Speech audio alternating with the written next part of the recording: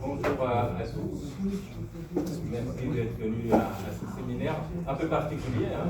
Ce n'est pas tous les jours que les séminaires de l'ILM on traite un petit peu l'histoire des sciences. Mais bon, vous savez qu'il y a de nombreuses personnes ici qui sont attachées à une façon ou une autre à la mémoire d'un père. Hein. Je me compte parmi eux, mais je ne suis pas le seul. Et donc, ça nous semblait une occasion, puisque André Cor-Assis, qui est professeur à l'université de Campinas au Brésil, et lui, il s'est trouvé en ce moment-là en voyage en Europe, en Autriche, et donc en Allemagne, pardon.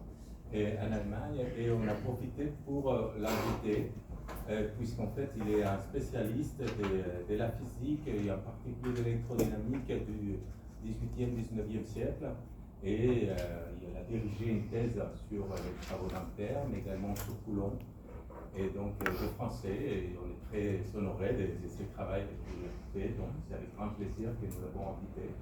Et donc en plus, et ça va être son premier séminaire en français, mais il m'a dit, je peux le faire, je vais le faire. Merci beaucoup. Merci beaucoup. Bonjour tout le monde. Première fois, je vais remercier le professeur Alphonse San Miguel, l'Institut Lumière et Matière et l'Université de Lyon pour cette invitation. Je suis très heureuse d'être ici à Lyon parce que Ampère, c'est un de mes plus grands héros, et je vais parler sur ces sujets-là. Et André-Marie Ampère est né à Lyon en 1775 et il est mort en 1836.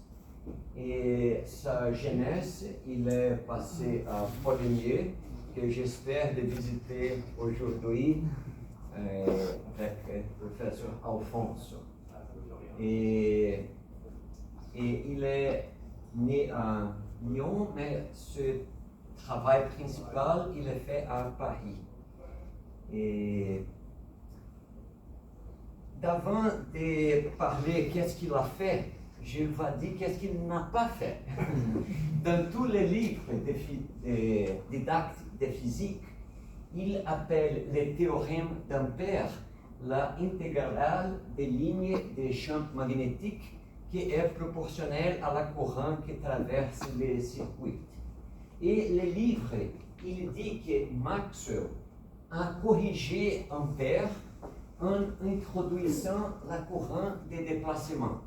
Ça, c'est écrit dans tous les livres de l'université et même dans l'école secondaire. Mais c'est ça pas vrai. Ça c'est faux. Ampère, le théorème d'Ampère, même sans courant de déplacement, a été obtenu par la première fois par Maxwell, pas par Ampère. Et Maxwell s'est corrigé lui-même et pas Ampère en introduisant les courants de déplacement.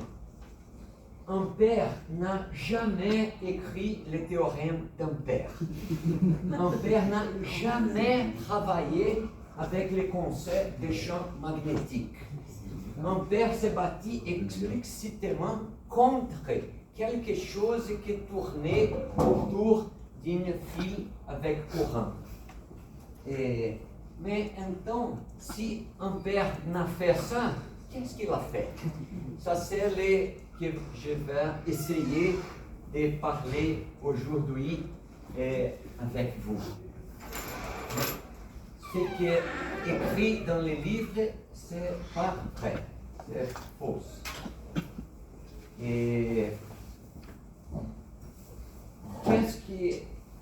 quand Ampère a commencé à travailler, il connaît la loi de force de Newton, qui est proportionnelle à le produit de masse et qui s'échange avec les carrés de la distance, inversement avec les carrés de la distance. 100 ans d'après, Coulomb a obtenu une loi même que de Newton, mais avec le produit de deux charges électriques. Et Coulomb a obtenu aussi, avec des expériments avec des aimants très longs, que la force entre les pôles magnétiques, c'est similaire à la loi de Newton, mais avec le produit de l'intensité des pôles magnétiques. Et ça change inversement avec le carré de la distance entre les pôles. Et Ampère a obtenu une force similaire à celle de Newton. Elle est proportionnelle au produit de l'intensité des courants, proportionnelle au produit des tailles des éléments de courant, et ça change avec l'inverse des carrés de leur distance. Mais elle est beaucoup plus compliquée parce qu'elle dépend des trois angles, alpha, bêta, gamma ou epsilon, entre les éléments et entre les éléments et la ligne droite qui les connaît. Et il a obtenu, il y en a 200 ans, l'année dernière, 200 ans qu'il a obtenu sa force. Ça, c'est ce qu'Ampère a fait. Et pas avec les champs magnétiques. Elle n'a jamais travaillé avec les champs magnétiques. Mais cette force-là, il n'apparaît pas en quelques livres de physique. Elle a disparu. Et d'avant de parler d'Ampère, j'avais fait une traduction de la principale travail de Coulomb de français en anglais, ensemble avec Louis Bussiarelli, qui est un ingénieur et travaille à la MIT, en États-Unis. Et ce livre, il est disponible en PDF dans ma homepage et je demande si vous pouvez, d'après, d'informer votre étudiant et vos réseaux sociaux sur cette traduction. Parce que d'après 250 ans, niemand avait fait une traduction des travaux de Coulomb.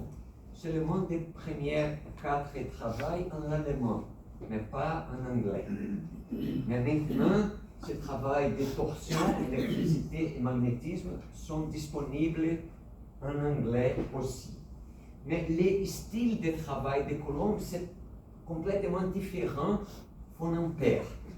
Coulomb a inventé la balance de torsion et il a mesuré des angles de torsion en fonction des distances. Et il a beaucoup de tables numériques dans tout ce travail. Ampère n'a quelques tables numériques. C'est un style complètement différent que Ampère a utilisé. Elle a créé une nouvelle méthode en physique, et je vais parler d'après. Ampère a commencé en 1820 avec l'expérience d'Oersted. Quand on a une aiguille magnétique, elle se dirige dans le sens nord-sud des méridiens magnétiques. Et Oersted a rencontré que quand on a un fil en dessous de l'aiguille et quand on passe un courant, le pôle nord de l'aiguille se dirige vers la droite. Et quand quand le fil est au-dessous de l'aiguille, le pôle nord de l'aiguille va à la gauche. Ça, c'est la première fois que quelqu'un a obtenu une interaction entre magnétisme et courant électrique, très important. Et ça, c'est le commencement de la recherche d'Ampère en électrodynamique. Et comment est-ce que les gens ont interprété cette expérience? Je vais montrer 4 différentes interprétations de les mêmes faits expérimentels. La première interprétation, c'est de Oersted lui-même. Oersted, il a basé son explication dans le flux hélicoïdal des particules électriques à l'extérieur des fils. Très curieuse. Ce sont les mots de Oersted dans ses premiers travaux de 1820. Tous les effets exposés tout à l'heure relativement au pôle nord de la Lune s'expliqueront aisément en supposant que la force ou la matière négativement électrique parcourt une spirale fléchie de gauche à droite à l'extérieur des fils, qu'elle pousse le pôle nord et qu'elle n'agit pas sur le pôle sud. Entonces, Oersted croit qu'il y en a non seulement le mouvement des particules dans les fils, mais aussi à l'extérieur. Et il croit qu'il y avait une interaction entre charge électrique et pôle magnétique. Aujourd'hui, on ne parlait pas sur ça, mais ça c'était l'interprétation de Oersted. Des autres versions, Biot et Savart, ont donné une autre interprétation. Ils ont cru que le fil est rendu magnétique par le courant voltaïque. Si on a un courant ici, orthogonal, à ce plan, ils croient qu'à la surface du fil, il a été magnétique et qu'il y avait petits aimants à la surface du fil. Et ces aimants doivent interagir avec l'aiguille magnétique et orienter cette aiguille. Les aimants transversales microscopiques à la surface des fils agiraient, selon Biot et Savart, sur l'aiguille aimantée externe. Aujourd'hui, on ne parle plus sur cela, mais c'est a été l'interprétation de Biot et Savart. Faraday lui-même a donné une troisième explication. Faraday, il a créé que si on a un courant ici et un pôle magnétique ici, qu'ils font force égale et opposite, mais transversale, pas dans la direction que les connaît. Et selon l'interprétation de Faraday, ce système exerce une couple sur lui-même. Il doit commencer à tourner par lui-même. Mais c'était l'interprétation de Faraday. Aujourd'hui, on n'utilise pas l'interprétation de Oersted, on n'utilise pas l'interprétation de Biot et Savart, et on n'utilise pas l'interprétation de Faraday. Maintenant, je vais montrer l'interprétation d'Ampère. Et Ampère a lutté contre Faraday, parce qu'Ampère ne croit pas en force transversale, parce que ça crée un couple dans le système interne, un couple interne que le système doit tourner par elle-même. Et quand Ampère a ouvi parler de l'expérience de Oersted, il a une lettre que je crois très importante qu'il a écrite à son fils.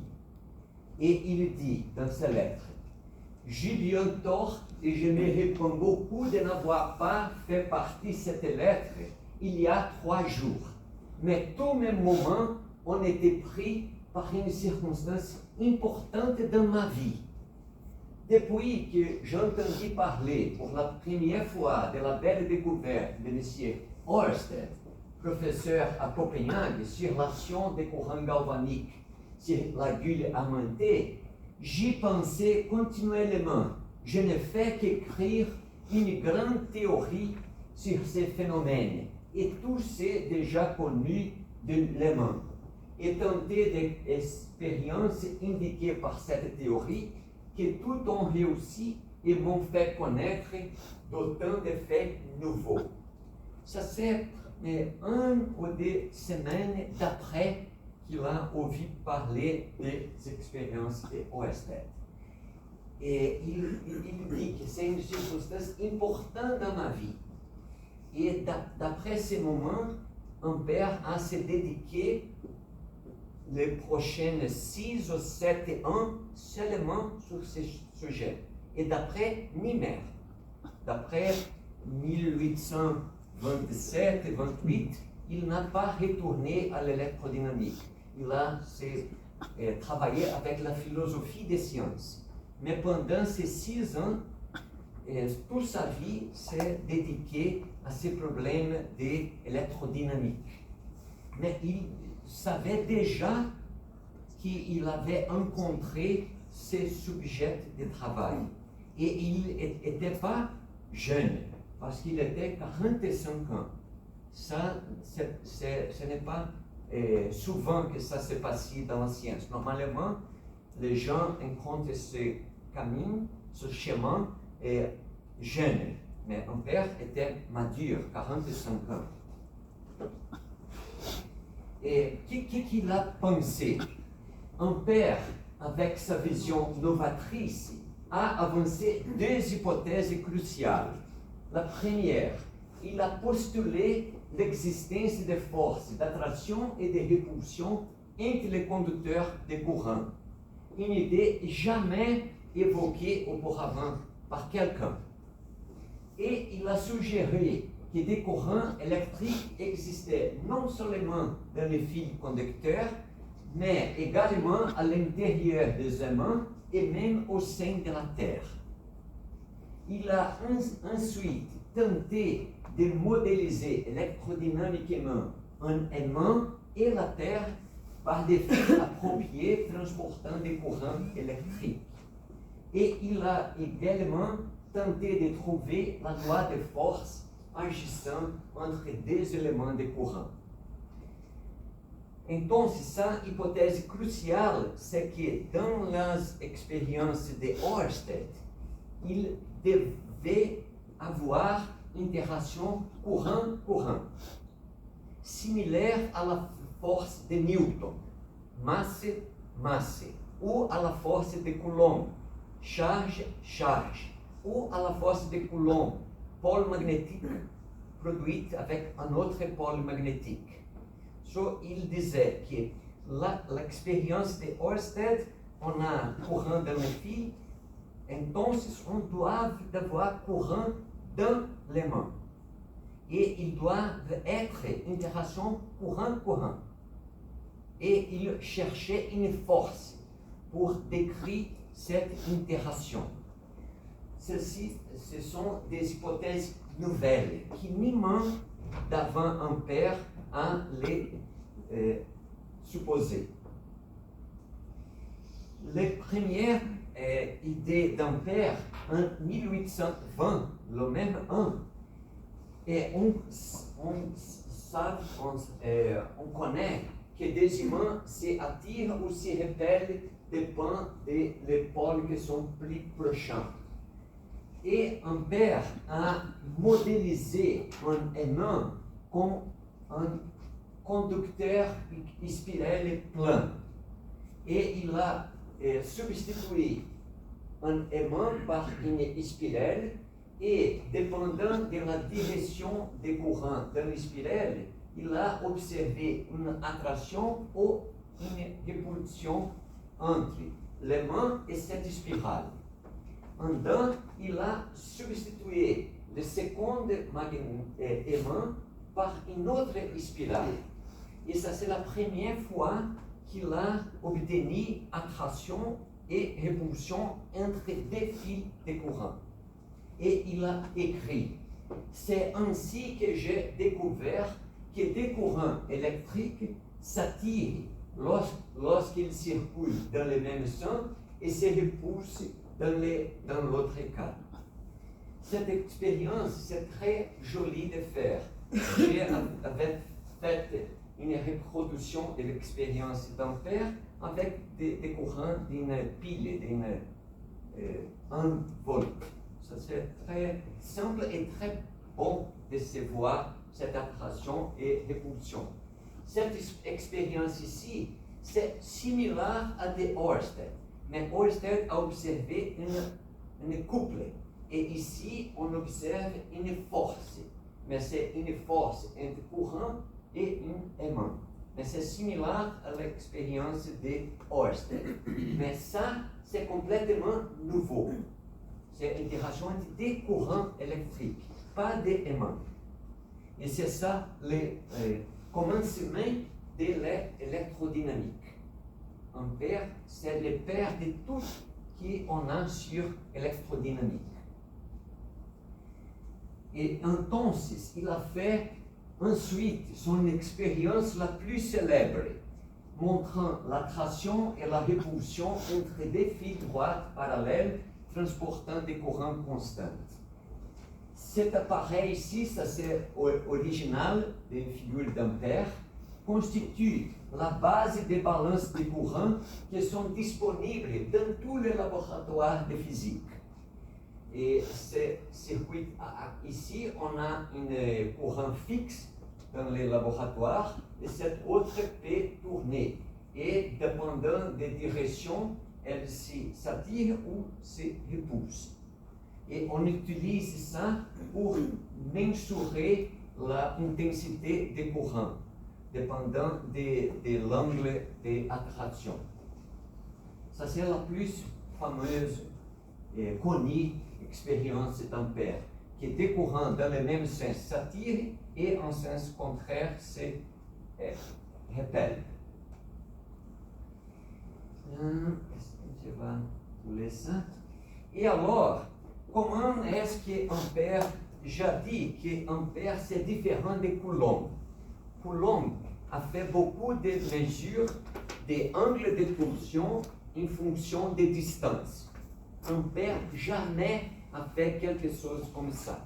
Ampère a créé une nouvelle méthode, le recours à des cases d'équilibre. Ampère forge ainsi ce qu'on a appelé depuis les méthodes de zéro. L'idée est de faire agir simultanément des circuits fixes parcourus par un même courant sur un conducteur mobile, de sorte que les forces créées par les deux circuits sur le conducteur mobile s'opposent exactement. En analysant ces cas d'équilibre, Ampère obtient en 1822 l'expression définitive de sa loi de force entre deux éléments de courant. Dans son livre plus fameux, il a décrit 4 cas d'équilibre. Je vais discuter ici seulement un. Okay? Mais vous pouvez avoir une idée qu'est-ce que sont ces cas d'équilibre. Les cas que je vais montrer, c'est comme Ampère a prouvé que la force entre deux éléments de courant c'est inversement proportionnel au carré de leur distance. Okay? Avant de parler de l'expérience, je vais parler d'un cas plus simple, idéalisé.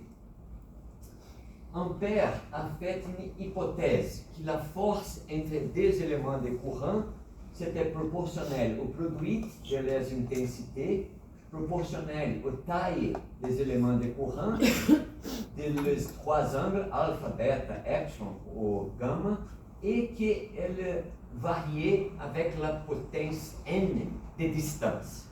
Une hypothèse.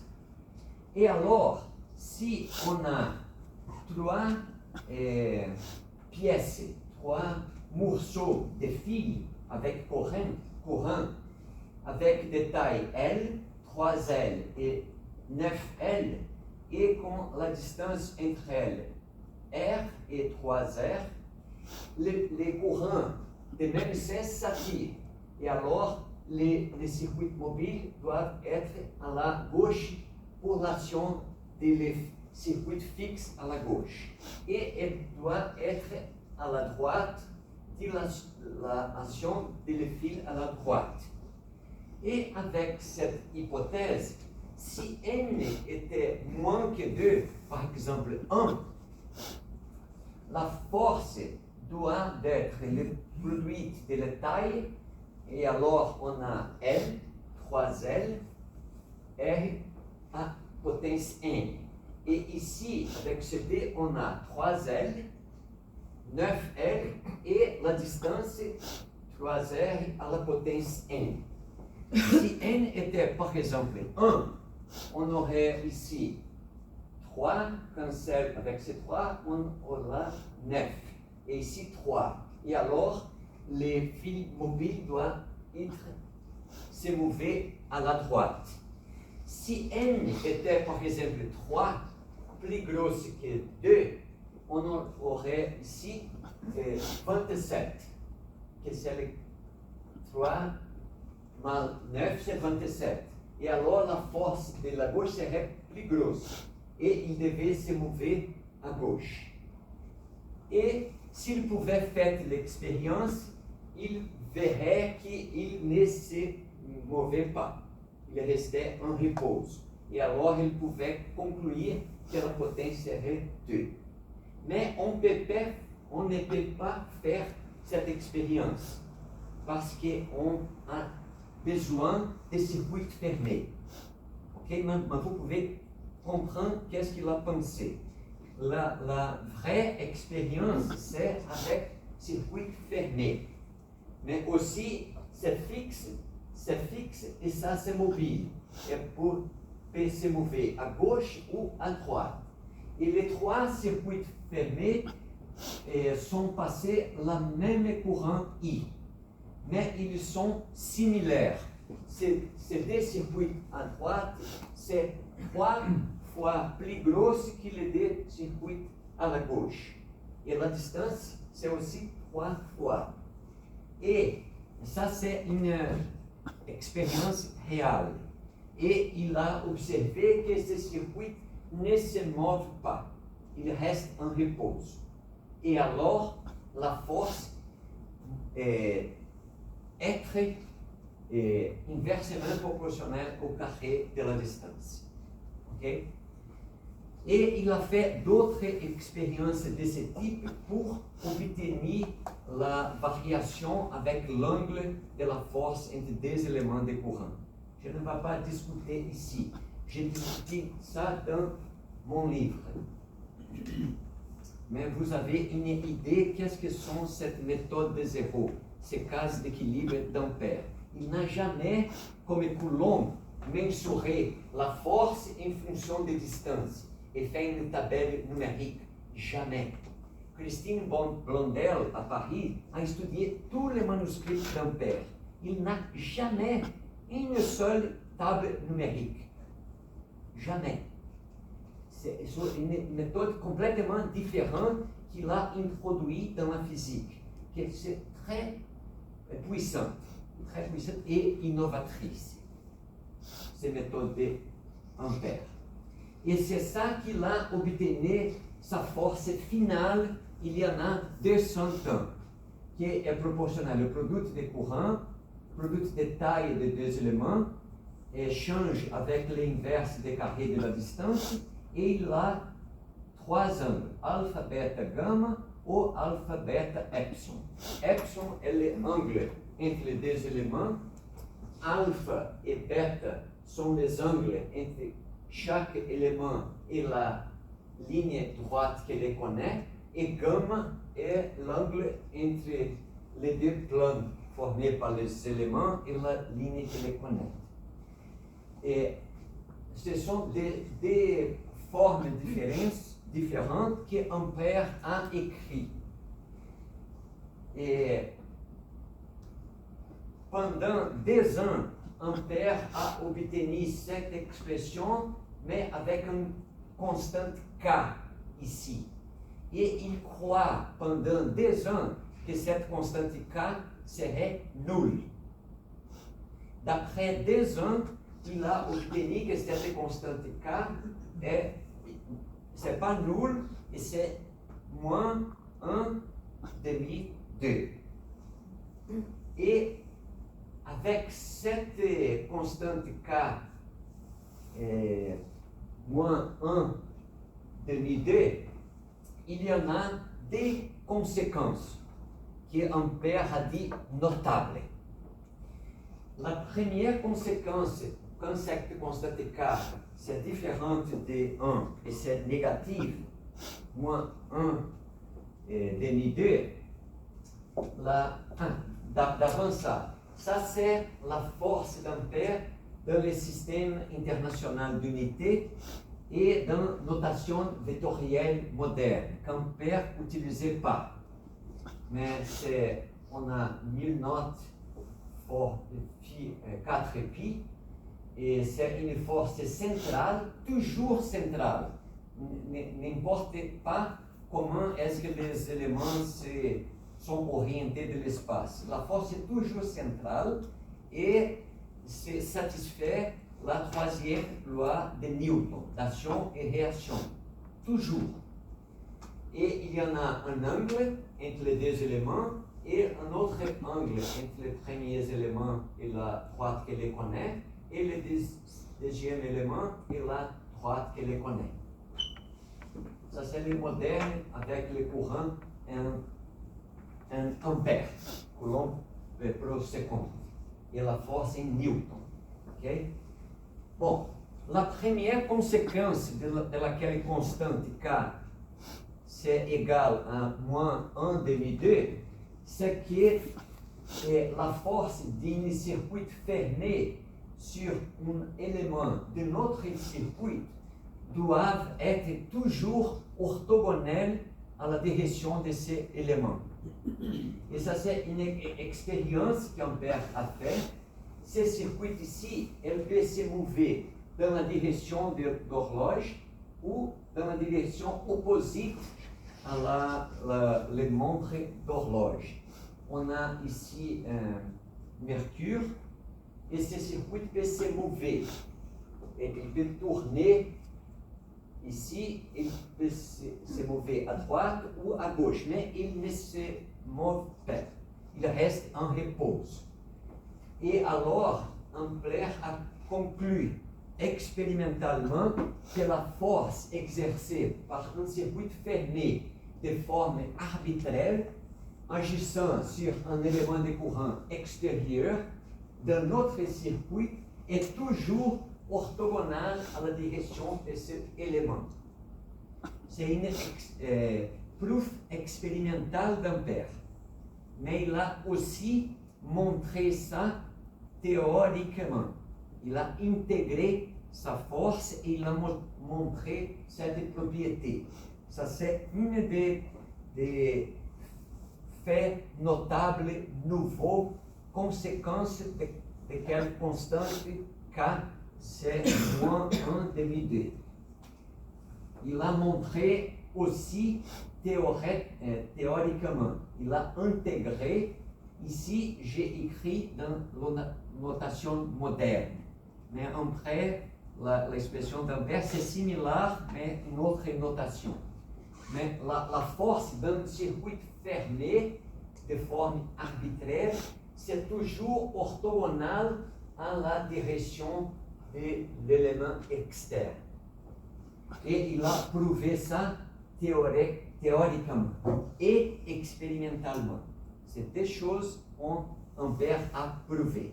Ça, c'est la première conséquence notable de laquelle constante. La seconde est Grassmann, et c'est un mathématique allemand, professeur à l'école secondaire, qui a fait quelques expériences d'électrodynamique. Et avec Ampère, des éléments qui sont parallèles et orthogonales à la ligne qui les connaît, ils s'attirent. Mais quand laquelle constante K, c'est même moins 1 demi 2, il a montré que des éléments qui sont parallèles et collinéaires se repellent. Et alors, il y en a un angle spécifique quand cette force 0. Et cet angle, c'est 35 degrés. Et ce mathématicien Grassmann, il pensait que ça c'est étrange. Il n'aime pas cette propriété de la force d'Ampère. Et alors, il a créé une autre force. Ça n'est tête seulement. Il n'a fait jamais quelque expérience. Mais il n'aimait pas cette propriété. Et alors, ça c'est la seconde fait notable. Conséquence de laquelle constante K, c'est moins 1 demi-D. Que des éléments qui sont parallèles et dans la même ligne doivent se repousser, se repeler. Okay? Et quand Ampère a obtenu cette propriété ici, Ampère, ça c'était nouveau pour Ampère. Elle était surprise par cette conséquence. Et alors, il a essayé de faire une expérience pour prouver qu'il y en a répulsion longitudinale entre deux éléments de courant. Et je vais montrer quelle est cette expérience d'Ampère. C'est très connu et très belle expérience.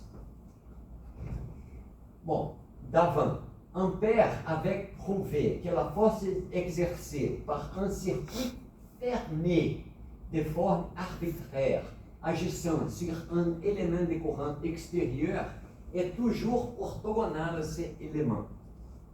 Quand on a intégré, Grassmann a supposé que cette expression devait être valable pour la force entre deux éléments de courant. Il créait ainsi, en 1845, théoriquement, il n'a jamais réalisé aucune expérience, sa loi de force. C'est cette force qui apparaît dans tous les manuels de physique. Je crois que aussi en France. Même en France, l'expression d'Ampère a disparu. Dans tous les livres, il présente seulement cette force, que c'est de Grassmann. Et Grassmann jamais a fait une expérience de physique. Jamais. Mais dans tous les livres, ils présentent seulement cette force. Ils ont oublié la force d'Ampère. Et je vais discuter différences et similarités entre la force d'Ampère et de Grassmann. Ça, c'est la force d'Ampère qui a disparu de manuel. Et ça, c'est la force de Grassmann qui existe dans tous les livres de physique. Quand j'ouvre ces deux produits vectoriels, Bach-Cab, la règle Bach-Cab, on obtenu cette expression ici. Moins 1000 notes 4π, intensité de courant 1D, distance carrée, ça c'est égal. Mais ici, ces premiers components, ce sont similaires. Mais il y en a un numéro 2 dans la force d'Ampère qui n'existe pas dans la force de Grassmann. Et le second component, c'est complètement différent. Ce second component d'Ampère, c'est aussi central. Ça n'importe pas l'orientation des deux éléments de courant. La direction, c'est toujours centrale et elle satisfait la troisième loi de Newton, d'action et réaction centrale. N'importe pas les directions des deux éléments de courant. C'est toujours action et réaction égales et opposites et centrales. Mais avec les lois qu'on rencontre dans les livres didactiques, il ne satisfait pas la troisième loi de Newton. Je vais montrer deux exemples de ce fait-là.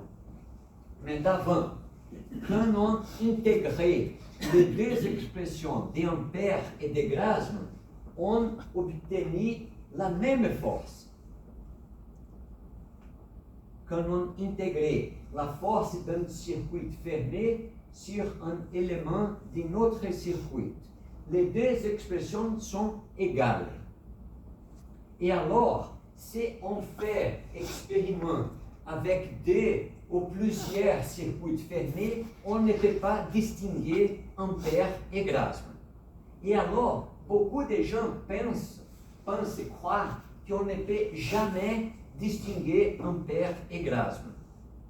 Parce que quand on a deux ou trois circuits fermés, elles vont donner toujours le même résultat. Mais peut-être on peut distinguer les deux forces quand on travaille avec une portion, une taille d'un circuit fermé.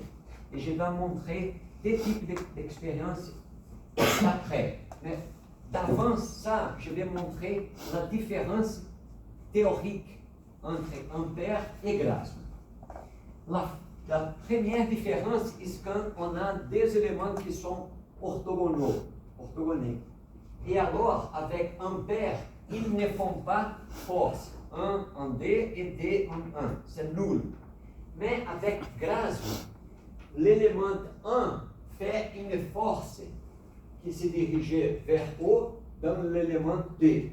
Et l'élément D ne fait pas une force en 1. Et alors, ça montre que la force de grasme n'est conforme à la loi d'action et réaction de Newton. C'est un fait très important que peu de livres didactiques discutent ça. Mais ça se passe avec la force de grasme. Avec la force d'ampère, toujours satisfait action et réaction, et c'est central. L'autre différence, c'est ce cas quand on a deux éléments alignés et parallèles. Avec ampère, ils doivent se repulser. Et avec grasme, il n'y a pas de force. Il n'y a pas de force de 1 en D et de D en 1. Quand les deux éléments sont alignés, parallèles et dans la même droite. Mais selon la force d'ampère, ils doivent se repulser. Et ça, c'était une prédiction d'ampère. Et il était surpris avec cette conséquence de sa lettre et de sa loi qu'il a première obtenue théoriquement. Et il était surpris par ces résultats. Pendant 2 ans, il croit qu'il n'avait pas de force longitudinale. Parce qu'il croit que cette constante K serait nulle. Si K serait nulle, les deux éléments ne feront pas force 1 en D et D en 1. Mais donc, il a obtenu ce K moins 1 demi 2 et une conséquence est qu'ils doivent se repulser. Et alors, elle a créé une expérience pour tester cette prédiction. Et ça, c'est l'expérience d'ampère, l'expérience des pontes d'ampère. On a, ça c'est la ponte B, C, D et F. Et ici, on a des récipients avec mercure, qui c'est conductrice. Ici, on a une batterie et un interrupteur. Quand l'interrupteur est ouvert, la ponte est en repos. Quand on ferme l'interrupteur, on a un courant dans la direction d'horloge ou l'opposite. Et la pompe se move à la droite. Se afasta de la batterie. C'est indifférent la différence, la direction du courant. Ça peut être direction d'horloge ou l'opposite. Et ça, c'est l'expérience avec laquelle Ampère a prouvé qu'il y en a force longitudinale. L'explication d'Ampère, c'est qu'on a un AB courant dans le mercure. Et il y en a des courants dans le même sens. AB et BC, répulsion. Et ici, EF et FG, des courants dans le même sens se repellent. Et alors, la pente se move à la droite. Et on peut inverter la direction des courants, maintenant on inverte la direction ici, ici, ici, ici. Et la force sera toujours à droite. Ça, c'est l'expérience de la pente d'Ampère. C'est intéressant parce que quand on voit les livres de Maxwell, les traités électricité et magnétisme, publiés par Dover aux États-Unis, la couverture de ces livres, c'est cette figure-là, la pente d'Ampère. Et ces répulsions n'existent pas avec la force de Grassmann. Pour expliquer cette expérience avec Grassmann, parce qu'il n'y a pas de force et il n'y a pas de force, il faut considérer la force exercée par le pont sur lui-même. C'est très étrange. On peut expliquer cette expérience avec Grassmann. Mais pour expliquer ça, on doit considérer la force de B, C, D et F en B, C, D et F. La force de la pompe en la pompe. C'est très, très étrange. Mais c'est une possibilité. Et cette expérience, c'était Ampère a divisé ça pour prouver l'existence de forces longitudinales. Aujourd'hui, cette expérience, c'est un armement très puissant qui s'appelle Railgun. On a comme une railway, on a des lignes de fer et on a un capaciteur, un interrupteur et on ferme le circuit avec une pièce de fer. Et quand on ferme l'interrupteur, le capaciteur se décharge et cette pièce de fer va avec une très grosse vitesse. Et c'est un armement très puissant aujourd'hui qui s'appelle Railgun. Mais originalement, c'était une expérience pour prouver une prédiction théorique d'Ampère. L'autre type d'expérience pour montrer l'existence des forces longitudinales, maintenant on a un capaciteur bank, une switch ou un interrupteur hier, un gros circuit ici, et ici on a un très fin fil. Et il y en a R ici et ici. Quand on ferme l'interrupteur, on aurait des décharges électriques et on passe un courant dans ce circuit. Ce n'est pas constant, c'est une décharge très rapide. Et ces fils fins, ils se fragmentent en beaucoup de pièces. Et j'ai, à 30 ans ailleurs, j'ai travaillé avec Peter Grano aux États-Unis, en Boston. Et Peter Grano a fait beaucoup d'expériences avec la fragmentation du fil, ou du fil explosif. Peter Grano, c'est un Allemand, mais qui travaillait à cette époque-là aux États-Unis, en Boston. Il a m'invité et j'ai travaillé un an avec lui. Maintenant, il n'est plus avec nous, il est mort, mais son fils Neil Grano, travaille aujourd'hui en Oxford. Et il fait beaucoup d'expériences et il essaie aujourd'hui de distinguer Ampère et Grassmann. Il a un laboratoire en Oxford qui s'appelle Ampère. Et son père, Peter, a écrit avec lui Ampère, Neumann, Electrodynamics of Metals, différents livres ouverts sur Ampère. Et selon Peter et Neil Grano, cette explosion de fils c'est due à cette répulsion entre deux pièces qui vont dans la même direction. Ils se fragmentent jusqu'ils sont très petits. Et c'est en effet connu longtemps, mais l'explication est discutée même aujourd'hui. Okay? Et je ne vais pas discuter plus ici. J'ai des livres sur ces sujets. L'un s'appelle Inductance and Force Calculations in Electrical Circuits et l'autre s'appelle L'électrodynamique d'Ampère.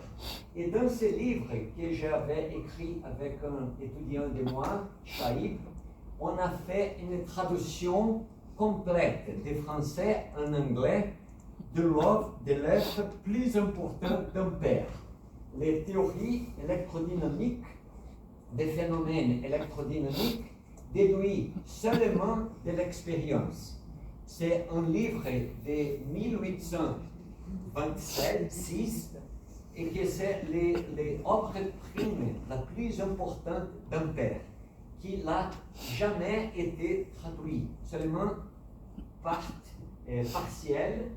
Et entonces, en 2012, Michael Godfrey, aux États-Unis, a fait une traduction et on a fait deux traductions. Une en portugais, qu'on a publié, ça c'était le sujet de thèse de doctorat de Chaib, qu'il a terminé en 2009. Une traduction complète, commentée en portugais, et d'après, on a traduit tout en anglais. Et il est 500 pages, et la moitié c'est l'évolution du travail d'Ampère, et la seconde moitié c'est la traduction commentée avec beaucoup de références. Et il est gratuit en PDF complètement homepage. Et je demande vous si vous pouvez, s'il vous plaît, ça c'est très important. Si vous pouvez informer votre réseau social, votre groupe de discussion, votre étudiants, votre amis, de l'existence de cette traduction, parce que le publisher, c'est une très petite au Canada qui s'appelle APAI, qui a publié seulement 30 livres. C'est très petit, fait pas de propagande. Si vous pouvez informer votre réseau social, ça c'est très, très important. Je demande de vous si vous pouvez faire ça.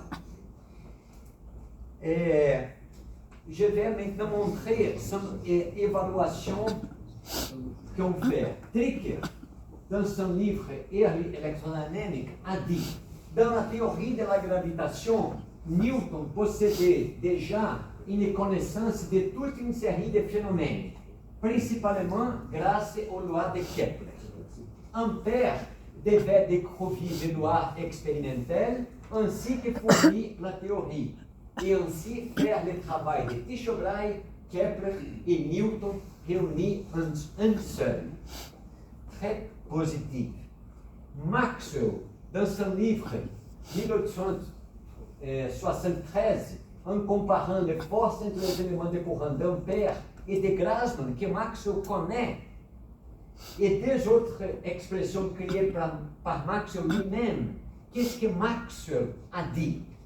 De ces quatre hypothèses différentes, celle d'Ampère est sans doute la meilleure, puisqu'elle est la seule qui rende les forces sur les deux éléments non seulement égales et opposées, mais dans la droite que les joint. Ça, c'est l'évaluation de Maxwell. Il connaît la force de Grassmann, mais n'aimait pas la force de Grassmann. Maxwell préférait la loi d'Ampère. Et il a dit autre chose plus forte, que je vais montrer maintenant. Évaluation générale de Maxwell sur le travail d'Ampère, dans son traité en électricité et magnétisme. Les recherches expérimentales par lesquelles Ampère a établi les lois de l'action mécanique entre les courants électriques sont l'une des réalisations les plus brillantes de la science. L'ensemble théorie et expérience semble avoir surgi, pleinement développé et pleinement armé du cerveau de Newton de l'électricité. Elle est parfaite dans la forme, inattaquable dans les actitudes, et elle se résume dans une formule d'où tous les phénomènes peuvent être déduits et qui doit toujours rester la formule la plus importante de l'électrodynamique. Ce sont les mots textuels de Maxwell. Et ça, c'est la force la plus importante de l'électrodynamique, qui a complètement disparu de tous les manuels de physique. Malgré cette évaluation extrêmement positive de Maxwell. Maxwell connaît Grassmann et n'aimait pas Grassmann. Elle préférait Ampère. Mais même ici en France, tout le monde a oublié cette force. Pourquoi? Ça, c'est ce que je vais discuter maintenant. Malgré ces évaluations positives, la force d'Ampère entre les éléments de courant a disparu des manuels de physique. Je pense, moi, André, que la raison principale de ce fait est que la théorie électromagnétique moderne est basée non seulement sur les équations de Maxwell, mais aussi sur la loi de force de Lorentz, qui est compatible avec la théorie de la relativité d'Einstein. En partant de la force de Lorentz, on déduit uniquement la force de Grassmann, mais pas la force d'Ampère. Par contre, en partant de la force de Weber, que je travaille avec la force de Weber, on déduit uniquement la force d'Ampère, mais pas la force de Grassmann. Et alors, comme aujourd'hui, on travaille non seulement avec Maxwell, mais avec la force de Lorentz et la relativité d'Einstein, les auteurs de livres didactiques ont pensé que c'est meilleur éviter la force d'Ampère. Parce que sinon, les étudiants vont demander, oh, s'il y en a une autre force très importante, pourquoi est-ce qu'on doit rester avec Lorentz? Et alors, pour éviter les questions difficiles de répondre pour les professeurs, c'est meilleur oublier la force d'Ampère et maintenir seulement la force de Grassmann. Je montre ici la force de Grassmann qui apparaît dans tous les livres, que c'est égal à la force de Lorentz. On a I de L ou que V, charge mal vitesse. C'est la même que I de L B. Ils sont compatibles. Mais il y en a une autre théorie électrodynamique, que c'est le travail de Weber, avec l'allemand Weber qui travaille.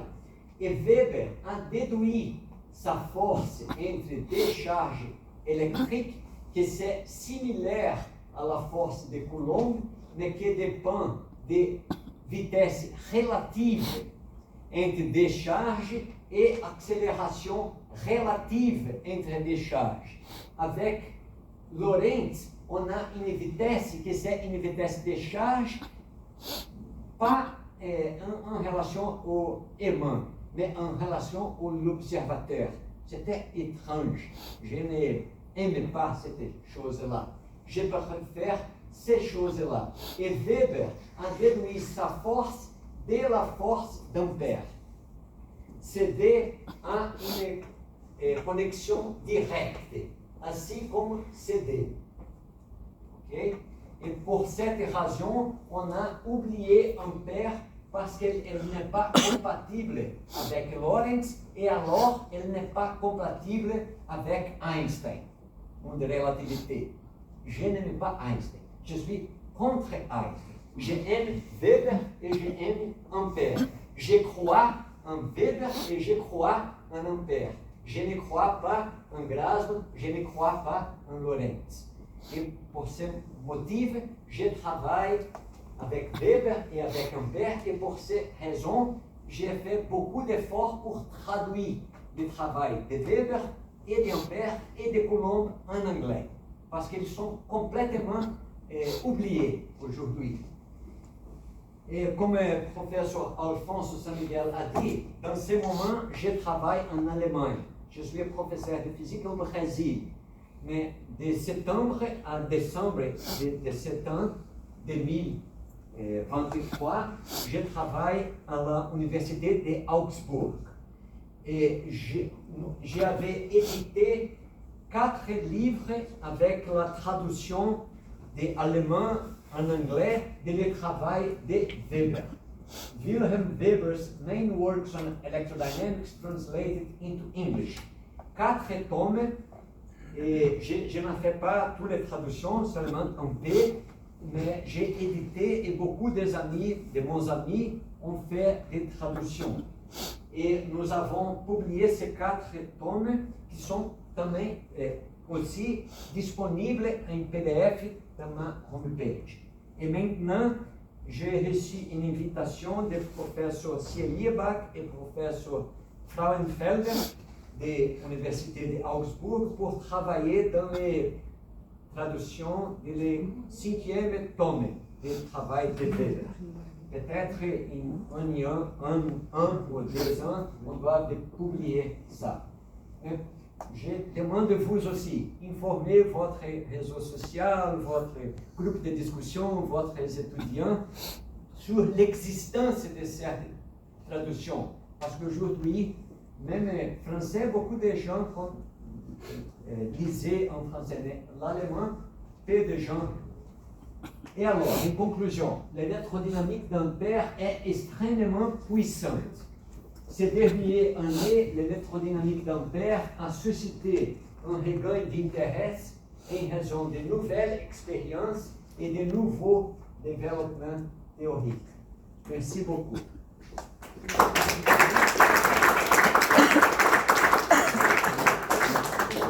Merci pour ce séminaire très intéressant et qui pose beaucoup de questions sur la façon dont on aborde l'enseignement de l'électrodynamique.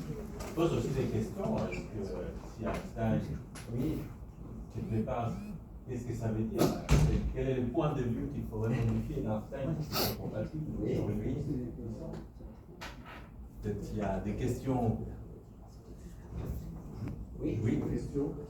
Donc, bien que la formulation d'Ampère soit la meilleure, est-ce que, je veux dire, les prédictions de l'électrodynamique où on ignore la force de Weber et une électrodynamique où on la prend en compte, on donne les mêmes prédictions, ou bien ça veut dire que si on prend le truc sans Ampère, et ben, ce qu'on a pu peut-être dire jusqu'à présent en l'ignorant, peut-être certains trucs sont faux ou alors mal interprétés. Voilà. Oui, presque, c'est une question très belle.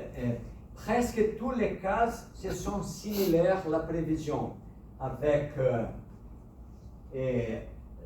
Ampère, ainsi comme Ampère et Grasman, presque toujours donné la même prédiction. Et Weber et Lorentz, presque toujours, mais pas toujours. Il y en a certaines situations où elles donnaient des prévisions différentes. Et ça, c'est très intéressant parce qu'en ce moment-là, il y en a des gens qui essayent de faire des expériences pour décider entre Weber et Lorentz et aussi entre Ampère et Grasman. Comme cette expérience de la ponte d'Ampère, expérience des fils explosifs et d'autres cas. La majorité des cas, elles sont similaires, mais pas toujours.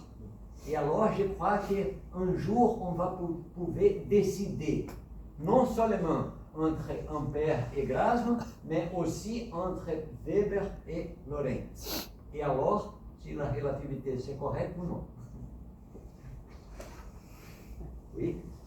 Oui, à propos de relativité, un des piliers, c'est les transformations de Lorentz. Oui. Alors, en quoi les transformations de Lorentz ne fonctionnent pas bien avec les lois d'Ampère? Non. C'est un autre paradigme. On ne travaille pas avec transformation de Lorentz, etc.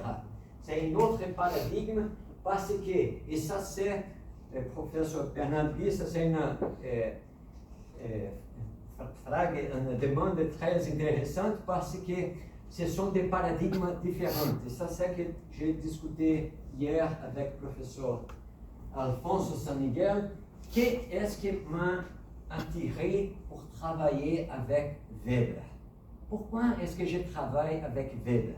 Je travaille 35 ans avec Weber parce qu'il a une propriété qui pour moi c'est très important.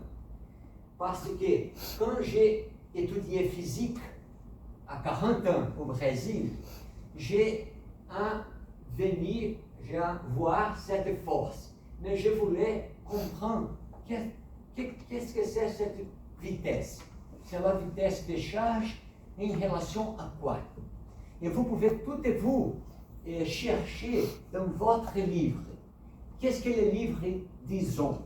Quand on a une charge Q avec une vitesse V ou V et dans un champ magnétique B, la force est QVB. Mais il ne dit pas vitesse em relação a quoi? Em relação ao laboratoire, em relação ao aimant avec la charge faire une interaction, em relação ao l'éther, em relação às étoiles fixes, em relação ao champ magnétique, em relação ao observateur. Le livre ne dit pas. Et alors, on est perdu.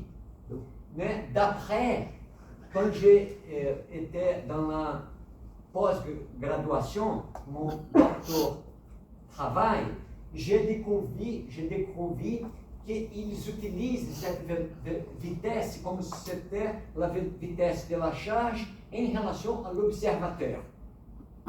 Quand j'ai découvert ça, j'ai dit, je n'aime pas ça. Parce que la charge ne fait interaction avec moi. Elle fait interaction avec un aimant, avec un fil de courant.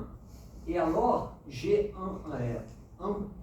commencé à jouer avec cette force et écrit charge parenthèse, vitesse de la charge moins vitesse de l'élément, ou vitesse de la charge moins vitesse de le fil.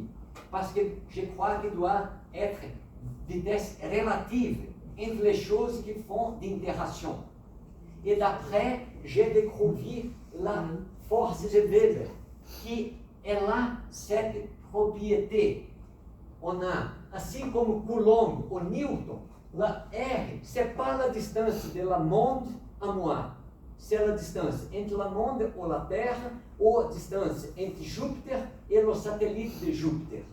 Et alors, si un jour on découvre que la force de gravitation doit dépendre de vitesse, je crois que deve ser vitesse entre Júpiter et le satellite de Júpiter.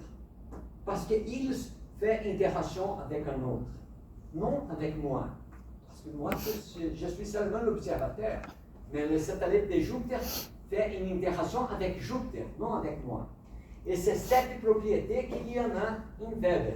C'est la distance entre les deux charges, la vitesse entre les deux charges et l'accélération entre les deux charges. L'observateur n'intéresse pas.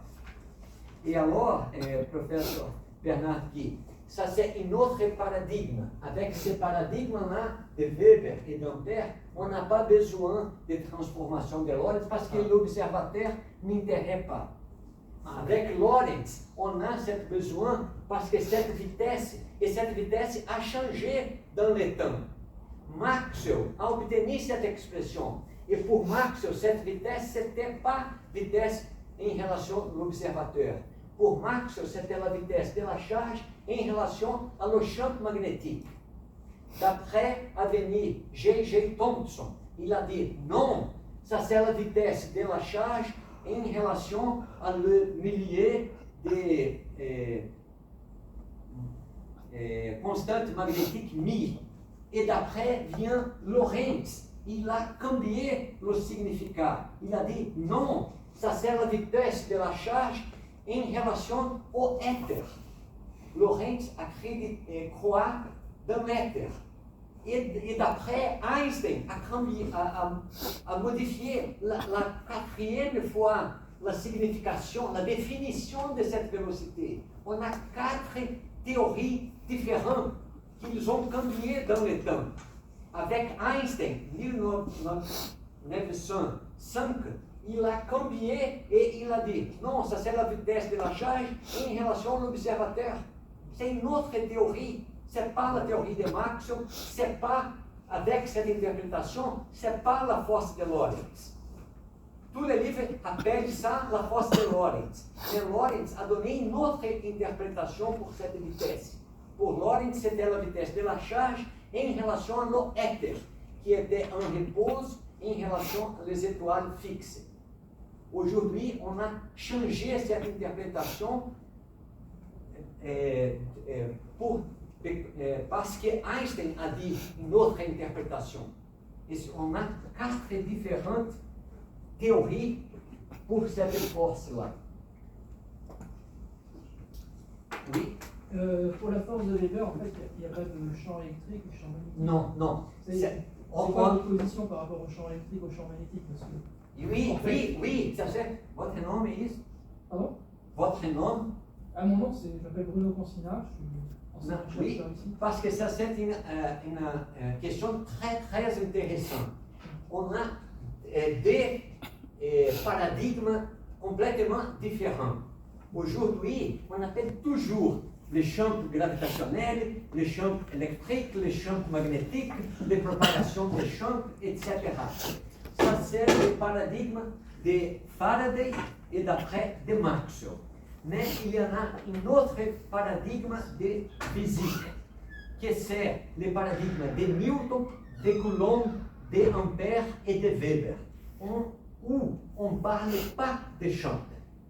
Seulement, ce qui intéresse, ce sont les deux masses et leur distance dans la force de Newton, les deux charges et leur distance dans la force de Coulomb, les deux pôles magnétiques et leur distance dans la force de Coulomb, les deux éléments de courant et leur distance dans la force d'Ampère, ou les deux charges, leur distance, leur vélocité, vitesse et leur accélération dans la force de Weber. Weber et son travail, ils sont 6 tomes, 500 pages chaque tome. Il a écrit beaucoup. Dans ces 6 tomes, on ne rencontre pas le mot champ. Il était un contemporain de Maxwell. Weber est né avant Maxwell et il est mort d'après Maxwell. Mais il a vécu dans le même temps que Maxwell. Et Maxwell connaissait beaucoup le travail de Weber et citait beaucoup le travail de Weber. Mais Weber connaît le travail de Faraday et le travail de Maxwell. Mais c'est un paradigme complètement différent. On ne parle pas de champ. C'est les choses qui les intéressent, ce sont les deux éléments de courant, les deux masses, les deux charges ou les décharges. Les champs, on ne parle pas. Mais c'est très intéressant. La première fois que quelqu'un a obtenu l'équation de propagation de la lumière, c'était Weber, d'avant Maxwell, avec une théorie d'action à distance. La constante C a été introduite par Weber. La première personne qui a mesuré cette constante, c'était Weber, d'avant Maxwell. Et cette mesure de Weber, c'est le plus important impulse parce que Maxwell pouvait développer sa théorie électromagnétique de la lumière. Mais d'avant Maxwell, Weber et Kirchhoff ont obtenu l'équation de onde, que le signal se propague avec la vitesse de lumière. Ça, c'est fantastique. Mais ça n'apparaît pas dans les livres didactiques. Pour cette raison, c'est très important de cette traduction, parce que les gens ne connaissent plus le travail. Par exemple, Weber, c'est une des unités fondamentales du système international d'unités.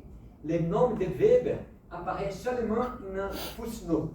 Dans tous les livres, quand ils appellent les flux magnétiques, so many Gauss ou so many Weber. Seulement une footnote. mais la force de Weber disparut. La force d'Ampère disparut. Oui. Est-ce qu'on sait pourquoi la force de le théorème d'Ampère s'appelle comme ça, vu que c'est Maxwell? Oui, ça c'est un travail, je crois, parce que Maxwell n'a jamais donné ce nom. Ce nom, je crois que c'est un website qu'il a venu d'après Maxwell. Et il n'aimait pas cette force d'Ampère. Il préférait seulement cette force qu'Ampère a obtenue avec l'intégration, et elle disait que c'était la force la plus importante. Et, par exemple, la définition des champs magnétiques, Ampère n'a jamais fait cette définition. Ça vient avec Maxwell. Et Maxwell qui a obtenu ça. Et ce nom, théorème d'Ampère, je crois qu'il vient de Hebside. Mais il est dans tous les livres. Et même en France. Et la force même d'Ampère a complètement disparu. Si quelqu'un vous ici qui êtes professeur de physique, quand vous donnez votre cours d'électrodynamique, je te demande, parlez de force d'Ampère. Montrez à vos étudiants cette force-là. Et disez que ça, c'est qu'est-ce qu'Ampère a vraiment fait. Pas le théorème d'Ampère. Parce que vos étudiants doivent connaître ça. Et Maxwell préférait la force d'Ampère à la force de Grasp. Juste une remarque. Ce qu'a dit Bruno concernant ça répond un petit peu.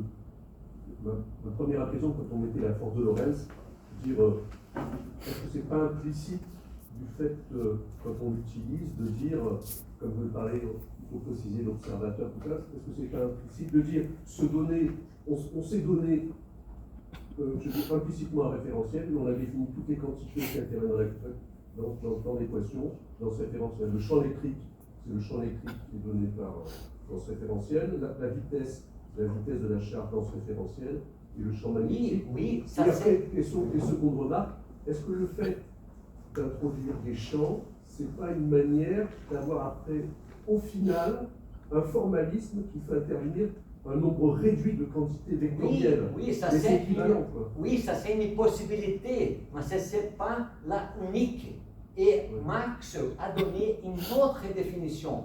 Pour Maxwell, ce n'était pas la vitesse en relation à les systèmes de référence. Pour Maxwell, elle était très explicite. C'était la vitesse de la charge en relation à le champ magnétique. Et alors, J.J. Thomson a changé cette définition. Non, ça c'est la vitesse de la charge en relation à le milieu avec la constante perméabilité magnétique μ. Et Lorentz a changé la troisième fois cette définition. C'est non, ça c'est la vitesse de la charge, pas en relation à l'observateur, pas en relation au système de référence. Lorentz va dire explicite. Elle disait, c'est la vitesse de la charge en relation à l'eau éther. Et l'eau éther, pour Lorentz, était en repos en relation aux étoiles fixes. Et c'est Einstein qui a changé cette définition que nous utilisons dans le livre, comme vous avez dit. Oh, ça c'est implicite en relation au système de référence. Je suis d'accord qu'il y a eu historiquement plusieurs interprétations, plusieurs idées sur la vitesse de quoi par rapport à quoi, mais si maintenant, à l'heure actuelle, je dis la force de Lorentz, c'est une force dans laquelle toutes les quantités qui interviennent dans l'équation sont définies par un référentiel qu'on s'est donné. Est-ce que c'est correct ou pas? C'est une possibilité, oui, mais dans ce cas, vous ne devez pas l'appeler force de Lorentz. D'accord, ok. Dans ce cas, Par exemple, si j'ai cette force ici,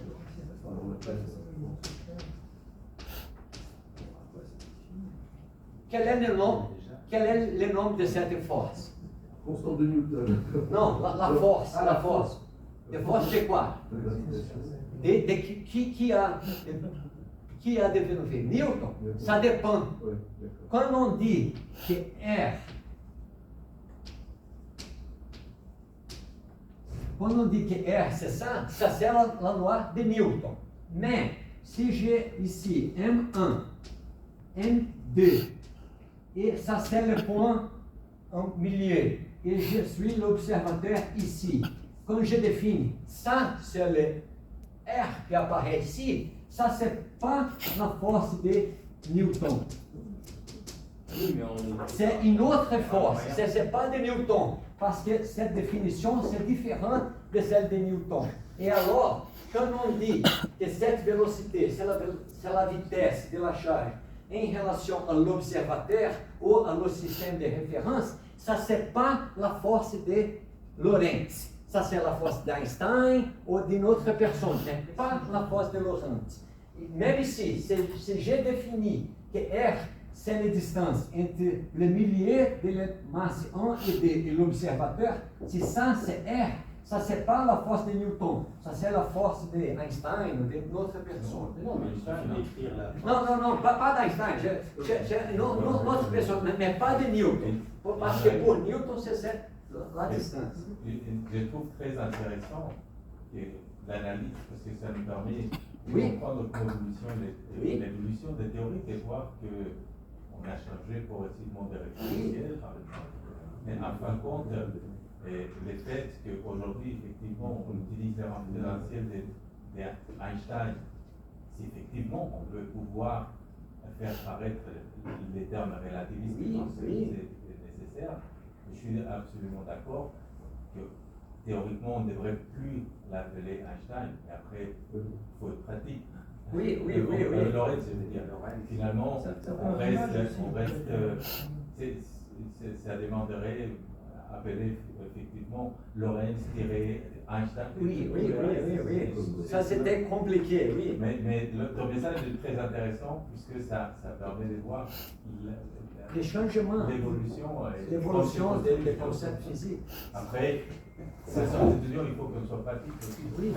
C'est un peu comme la constante de Hubble-Lemaître maintenant. Oui, c'est une possibilité. On pourrait continuer très longtemps, je m'en excuse, on va remercier encore notre... Merci beaucoup.